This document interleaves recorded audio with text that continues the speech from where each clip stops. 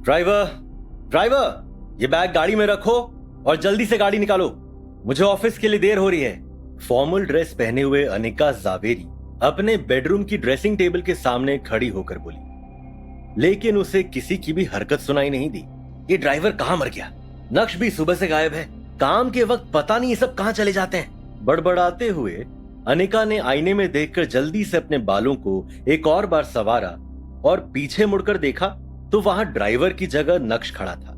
अनिका ने उसे घूर कर देखा तो नक्श ने झिझकते हुए कहा, अनिका, मैं कल गया था रमनीक भाई जूलर्स के पास, लेकिन तुम्हारा सेट रेडी नहीं था।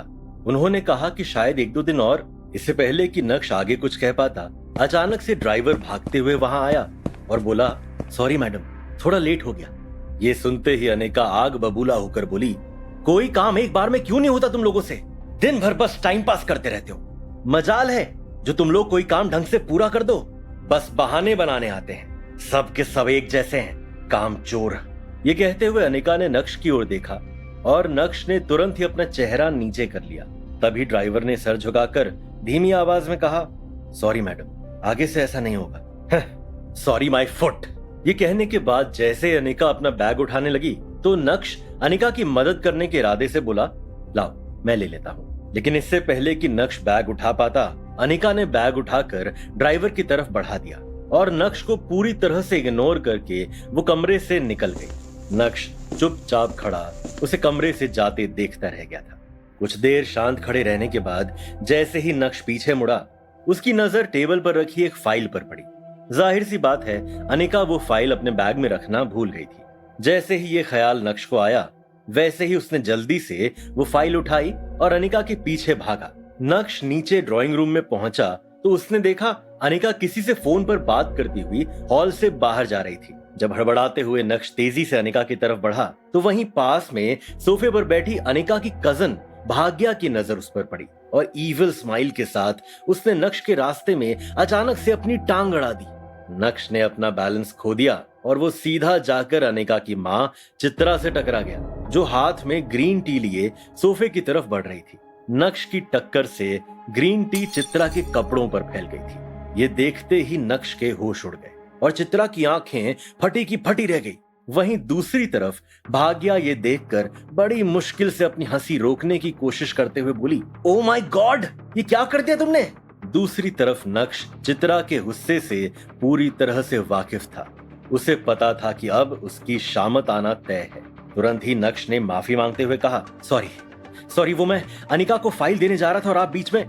इससे पहले कि नक्श अपनी बात कह पाता, चित्रा अपना आपा खोते हुए बोली, अच्छा तो मैं साहिबजादे के रास्ते में आ गई, इसमें भी मेरी ही गलती है ना? भाग्या को एक और मौका मिल गया और वो तुरंत ही चित्रा के पास गई। बड़ी माँ, आप ठीक तो हैं? अरे कोई जल्दी से डॉक्टर को बुलाओ, इस आदमी ने बड़ी माँ के ऊपर गरम गरम चाय गिरा दी।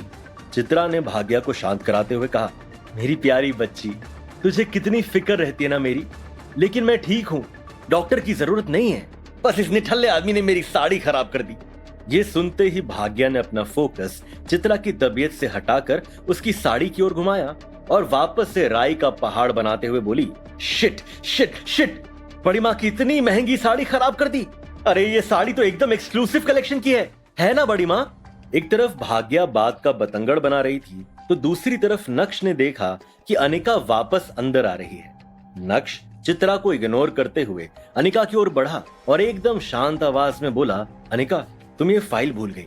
अनिका के कदम गुस्से से नक्श की ओर बढ़े और उसने नक्श के हाथ में से वो फाइल छीनी और दोबारा फोन पर बात करते हुए नक्श को देखे बिना ही घर से बाहर निकल गई। बस अनिका की एक प्यार भरी झलक के लिए तरस गया था नक्श।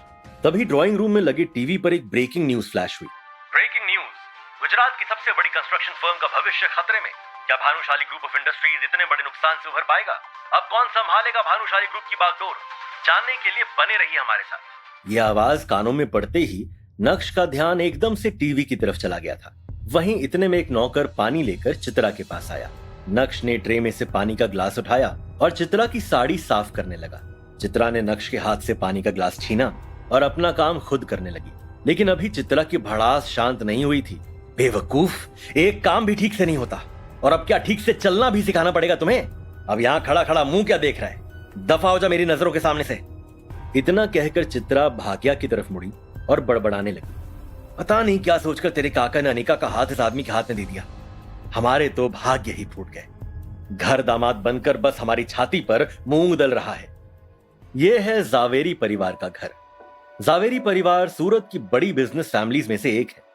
इस बड़े से शानदार घर में जावेरी खानदान का बड़ा परिवार रहता है और कई जॉइंट फैमिली की तरह इनके बीच में भी प्यार बस दिखावे का ही है। अक्सर यहां हर सुबह की शुरुआत ऐसे ही शोर शराबे से होती है और गलती चाहे हो या ना हो, इल्जाम हमेशा इस परिवार के दामाद यानी नक्श के सर पर ही आता है। पर नक्श ने कभी भी इस बात को दिल पर नहीं लिया। हर सुबह किसी और की गलती को अपने सर लेकर मुस्कुराते हुए वो अपने काम में लग जाता है। नक्श जो रुमाल से अपना हाथ पोंछ रहा था, चित्रा की बात सुनकर उसके हाथ रुक से गए। उसने चित्रा की तरफ देखा तो उसकी नजर वहीं पास में खड़े नौकर पर पड़ी, जो नक्श को दया की नजर से देख रहा था। लेकिन नक्श के चेहरे पर एक शिकन भी नहीं थी, बल्कि उसके चेहरे पर एक हल्की सी मुस्कान आ गई और वो तुरंत ही ऊपर अपने कमरे की तरफ चल दिया था। सीढ़ियां चढ़ते हुए भी नक्श का ध्यान टेलीविजन पर चल रही ब्रेकिंग न्यूज पर था। वो भानुशाली ग्रुप के लॉस में होने की खबर सुनकर सोच में पड़ गया था। तभी चित्रा भी टीवी की वॉल्यूम बढ़ाते हुए बोली, हे मां, भानुशाली ग्रुप तो सूरत का ही नहीं बल्कि पूरे गुजरात का सबसे बड़ा बिजनेस एम्पायर है। भला इनके साथ ऐसा कैसे हो सकता है?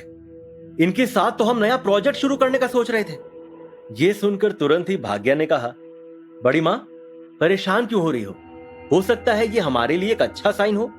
मुझे लगता है कि हमें इनके नए सीईओ के साथ डील करने की कोशिश करनी चाहिए। यही सब सोचते हुए नक्श अपने कमरे में आईने के सामने खड़ा खुद को देख रहा था।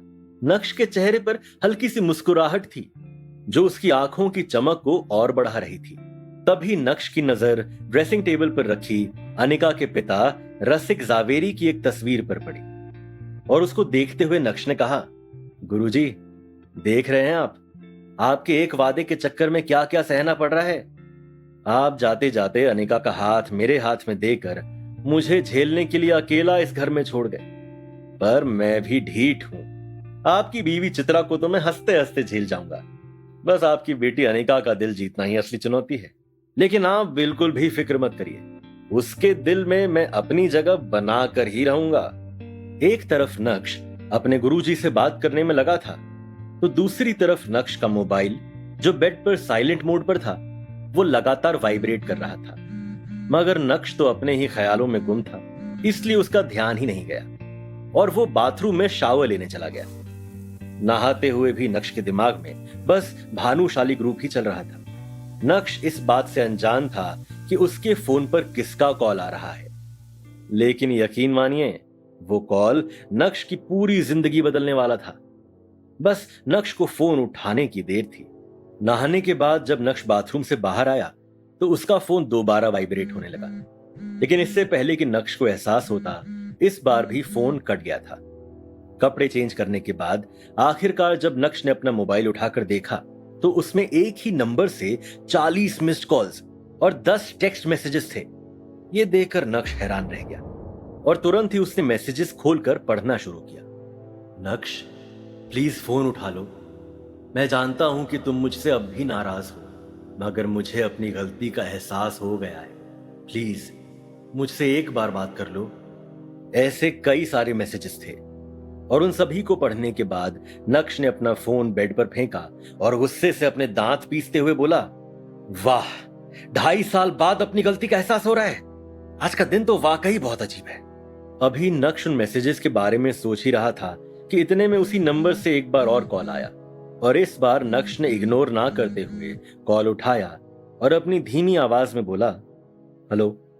कुछ देर तक फोन के दोनों एंड पर सन्नाटा पसरा रहा और फिर दूसरी ओर से किसी बूढ़े आदमी की आवाज आई, हेलो नक्श बेटा। कुछ सेकंड्स तक नक्श खामोश रहा और उसके बाद कड़क अंदाज में बोला, हेलो मिस्टर यशवर्धन। अपना नाम सुनकर वो बूढ़ा आदमी थोड़ा सकपकाया, लेकिन यशवर्धन ने फिर से प्यार से शुरुआत की, कैसे हो तुम? मुझे तुम्हारी बहुत याद आती है बेटा। उस आदमी की बात सुनकर तुरंत ही नक्श ने एक तंज कसते हुए कहा, अच्छा, आपको मेरी याद आने में पूरे 2.5 साल लग गए। इतनी याद आती है आपको मेरी?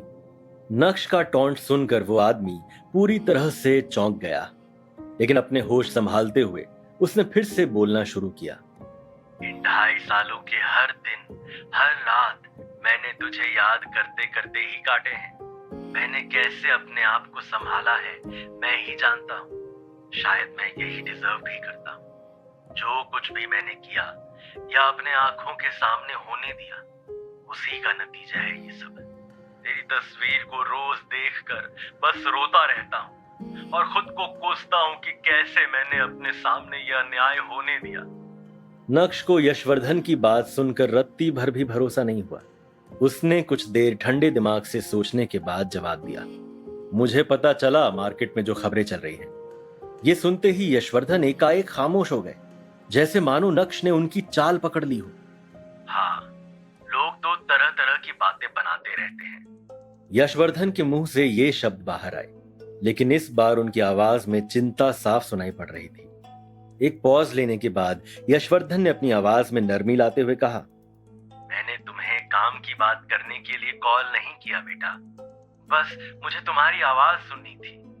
मैं तुम्हें जानता हूँ, तुम्हारा दिल कितना बड़ा है। चाहे जितनी भी गलती हो, तुम अपने मन में पैर रखने वालों में से नहीं हो।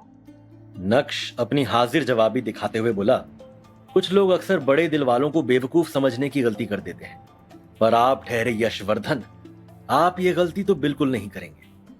क्यों, सही कहा ना?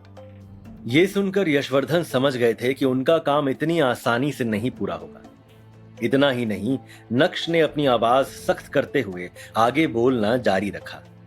आप लोगों ने जो मेरे साथ किया, उसके लिए मैं आप लोगों को माफ करके आगे बढ़ चुका हूं, पर उस बात को मैं कभी भुला नहीं सकता।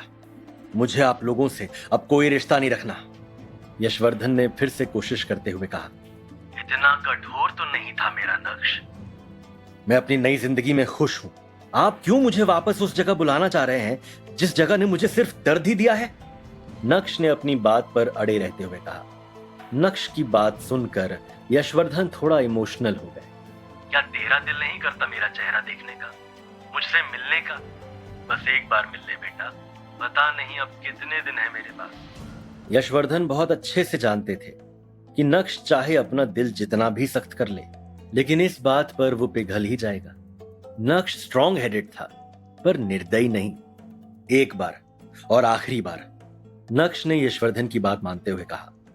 नक्श की बात सुनकर जैसे यशवर्धन की उम्मीदें दोबारा जाग उठी और वो चहकते हुए बोले, थैंक यू बेटा, मैं तेरी फेवरेट डिशेस बनवा के रखूंगा, जो भी तुझे पसंद है वो।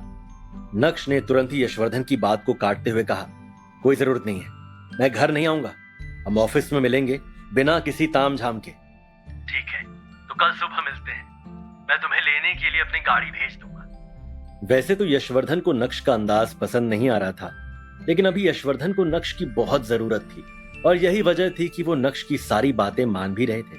कोई जरूरत नहीं है, मुझे पता है भानुशाली ग्रुप ऑफ इंडस्ट्रीज का ऑफिस कहाँ है, मैं पहुंच जाऊंगा, बाय। इतना कहकर नक्श ने फोन काट दिया था। बीते 2.5 सालों में कभी भी यशवर्धन ने नक्श से कांटेक्ट नहीं किया था। 2.5 सालों से नक्श भानुशाली ग्रुप से भी बाहर था, और अब जब भानुशाली ग्रुप डूब रहा है तो यशवर्धन को नक्श की याद क्यों आ रही थी, ये सोच सोचकर नक्श और भी ज्यादा कंफ्यूज हो रहा था। तुरंत ही नक्श ने अपना लैपटॉप बाहर निकाला और इंटरनेट की हेल्प लेते हुए भानुशाली ग्रुप में चल रही हलचल जानने की कोशिश की। वैसे तो नक्श के हाथ में भानुशाली ग्रुप को लेकर कुछ हाथ नहीं आया, लेकिन उसके हाथ में ऐसा कुछ आ गया जिसे देखने के बाद नक्श की आंखों की चमक 4 गुना बढ़ गई थी।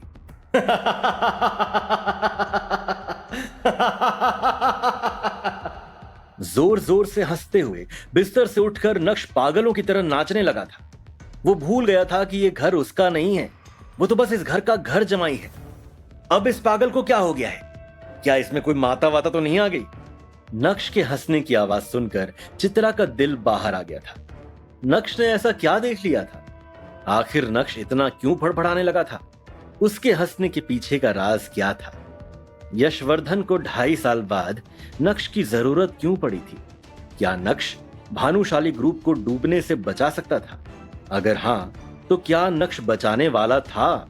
यशवर्धन और नक्श की मीटिंग में क्या होगा, जानने के लिए सुनिए Insta Empire only on Pocket FM।